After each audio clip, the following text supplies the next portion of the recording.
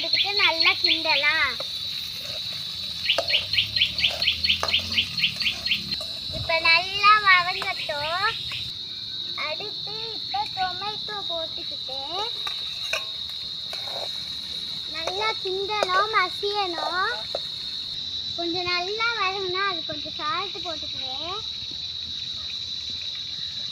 அடுத்து ஸ்மெல் இருக்காம இருக்கிறதுக்கு கொஞ்சம் மஞ்சத்தூள் போட்டுக்கிறேன். இப்போ நல்லா கிண்டணும்.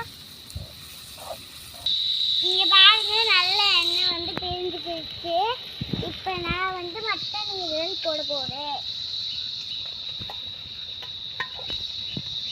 இது எனக்காக செய்யுது, அதனால கால் கம்மியாக செய்யுது.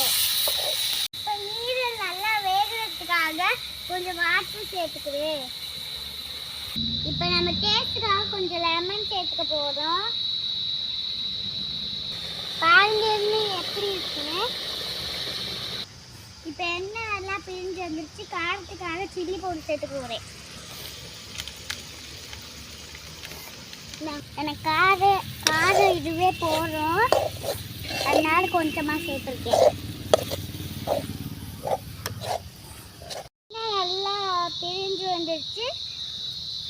கலர் நல்லா சேஞ்ச் ஆயிடுச்சு. நல்லா குக் ஆயிடுச்சு. நல்லா ஈரல் வந்து குக் ஆயிடுச்சு.